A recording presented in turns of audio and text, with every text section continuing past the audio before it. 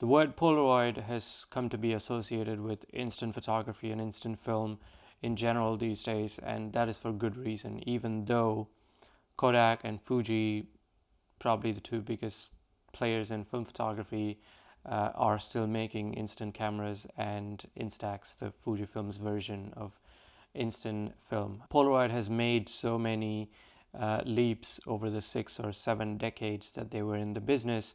One of the key moments came in 1972 when they introduced the world's first instant SLR camera, and with that, the newer version of instant film. Today, we're going to be looking at probably the most impressive instant camera that was ever created, the Polaroid SX-70.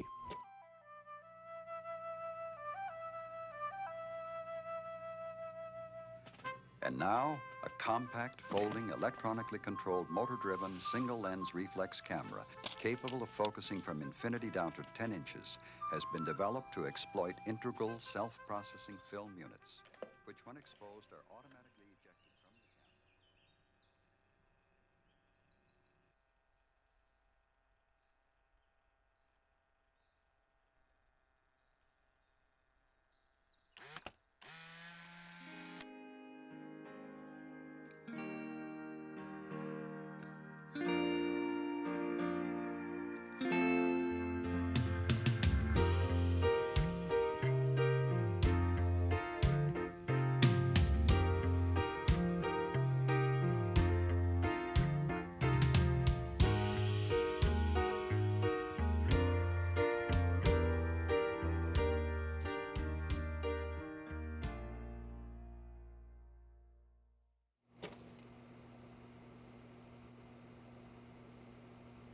Let's do a quick history section here. If you want to jump ahead, there are chapters in the description, so feel free to go ahead. In 1940s, when Edwin Land, who's the inventor of Polaroid, went on a holiday with his 3-year-old daughter, he takes a photo of her and she asks him to see the photo, for which Edwin Land had to explain that they have to take the film back home, send it off to the lab to be developed, and then get it printed before they're able to see the photo. But she wasn't having none of it. She's like, but why can't I see it right away? And it's believed that that's what prompted him to go on to invent instant film and wildly popular Land cameras, because at the time that's what they were called. It was invented by Land, so they're Land cameras. And it was revolutionary for its time, even now, because the darkroom process of developing and printing was all done partly inside the camera and partly in front of your eyes. You know, if you shoot film, you know that after you shoot a roll, you need to send it off to be developed and then print it or scan it to be able to see the photos. But with instant cameras, all of that happened in a few minutes. And to think that this was in the 40s, it's wild. Edwin Land already had a company by the name of Polaroid, which was specializing in using polarizer in all kinds of visual products like goggles, infrared vision gear, 3D glasses, and so on. So once he invented Polaroid cameras and Polaroid film, they just incorporated that into the existing Polaroid corporation, and they went on to create newer, better cameras and film as years went by. These cameras were instant success, by the way, no pun intended. The very first Land cameras were sold out when they hit the market, and the images at the time were sepia toned. 2 years later, the company perfected true black and white instant film, and by early 60s they started having color instant film. The list of cameras Polaroid produced in the decades that they were in business is actually quite long. But starting from the 80s well into 2000s, the company was struggling due to faster processing times than before, more economical consumer cameras and film, significantly reducing the price per image, which meant that Polaroid cameras were not the go-to cameras anymore, and not to mention digital photography coming into play as well. During all this time, Polaroid also continued to innovate, which meant more money spent on R&D. They even made an instant home movie camera. Instant movies are here, and Polaroid has made it all so simple. A lightweight automatic camera, an ingenious moving picture cassette that reproduces the images instantly, and a player that plays back the scenes seconds later. Introducing Polavision, instant movies from Polaroid. There's no projector or movie screen to set up. You get a sharp image, rich, clear color. Start making your own instant movies with Polavision. Which never really took off, and from what I can gather, lost the company about $80 million. Analog Resurgence has made a fun video of actually shooting Polavision in 2020. I'll link it in the description below. I think you'll enjoy it. In 2001, Polaroid filed for bankruptcy, and in 2008, they stopped production of instant film altogether. In 2008, the same year that Polaroid was shutting doors, a company called the Impossible Project bought one of the last remaining Polaroid factories in Netherlands and decided to make instant film for existing Polaroid cameras. And in 2017, this company acquired the branding of the original Polaroid Corporation and rebranded themselves Polaroid Originals. There is a pretty cool documentary about it, which you can watch. I'll link it in the description below as well. But now they make cameras, refurbish some old Polaroid cameras, and make SX-70 film, 600 film, and a bunch of other film for newer cameras that they design and create.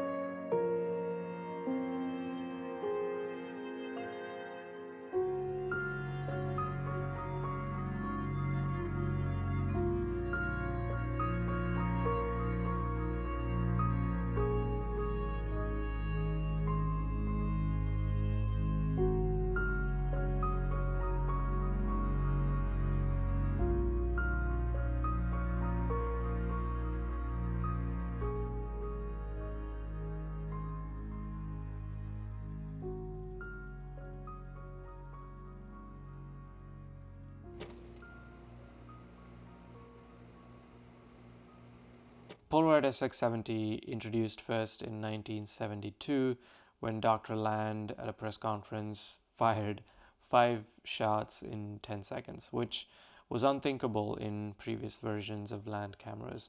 An engineering masterpiece, if you will. It folds up to carry it anywhere you want in your coat pockets. It's a single lens reflex model, so it has a viewfinder that shows you what the lens sees and what you're framing.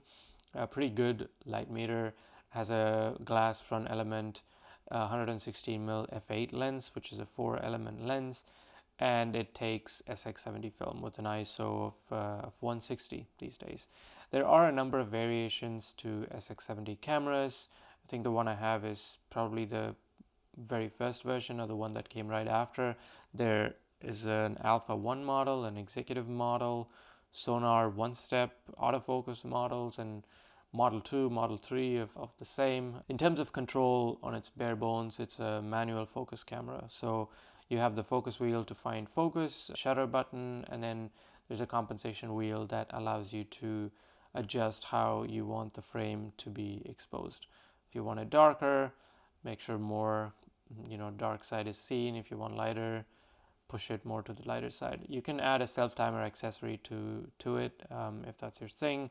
You can also add a flash unit that pops right on top. There's also a frame counter which counts down from 10, as original film packs had 10 images in them. However, newer packs only have 8. So once it reaches to 2, you'll be swapping packs. There's a company called Mint in Hong Kong which fully cleans and repairs these cameras and adds what they call a time machine, which allows you to control the shutter speed of these cameras, which is pretty cool if you ask me. They also modify it to take 600 film, which is a faster film with ISO 600, so the camera can be handheld in more variety of situations.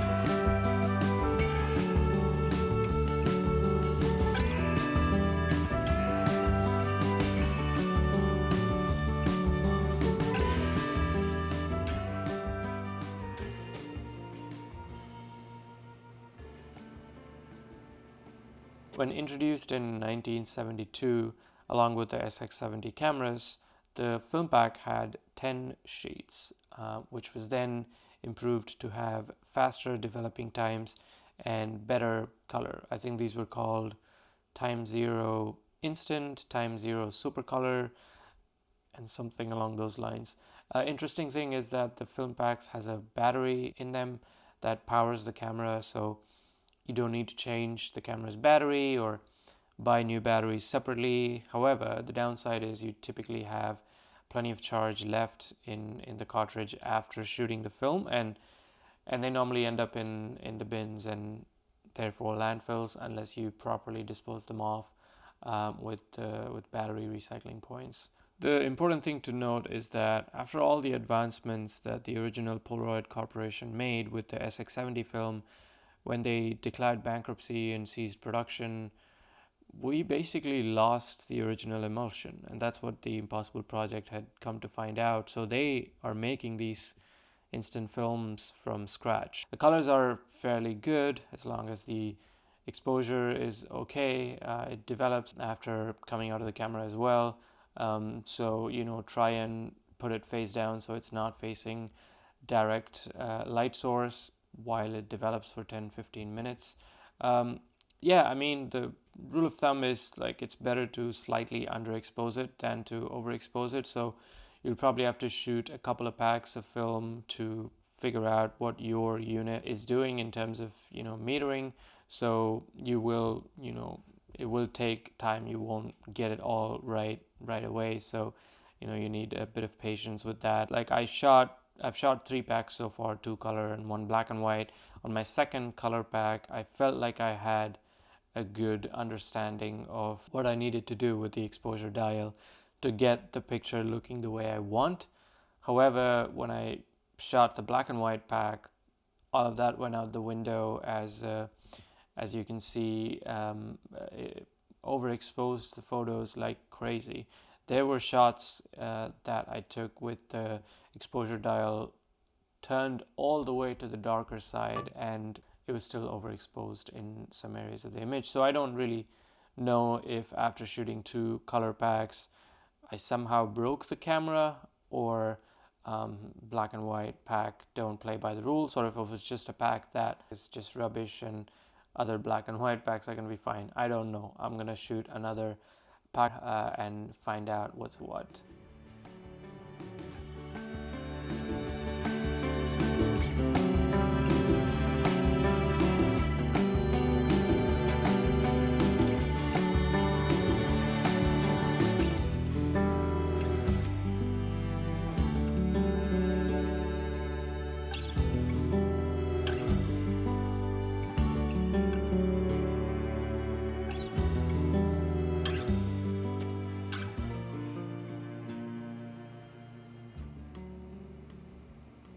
In terms of reasons to shoot this camera, if you enjoy instant film photography, it's probably the best camera you can buy, in my opinion, for portability and the optics. It's a glass front element lens, so the sharpness and the contrast is pretty great. It also has a closer focusing distance of 10.4 or 10.7 inches, so less than a feet. It's great for intimate portraiture or close-up shots of your subject, and more importantly, the element of tactile experience and nostalgia that this camera provides. Like you're handling a 50-year-old technically sound camera that gives you most of the tactile experience that you and I enjoy shooting film. In terms of reasons to not shoot it, it's an expensive undertaking, $2, $2.50 or £2 a shot, and the camera itself goes anywhere from, starts from 180 all the way up to 600, 700 pounds if you want to spend more money. And you don't necessarily get consistent results. By that I mean you can figure out how to expose your pack, that's fine, so you can get consistently decent exposure, but there's still some imperfections you will see in the film itself, because Polaroid Originals are still a young company and they're still figuring out their chemistry, and it's really complicated stuff to work out the chemistry for these film packs. So kudos to them for continuing to do that. However, comparing this with Fuji's Instax, they've got it down. Like Fuji's got it down. I've shot Instax before, and you get really good consistent results all the time. And their 20 image pack costs less than SX-70's 8 image pack. So yeah, if you want more bang for your buck, maybe go the Instax route. And as I mentioned, you're shooting a really old camera which will be prone to breaking down.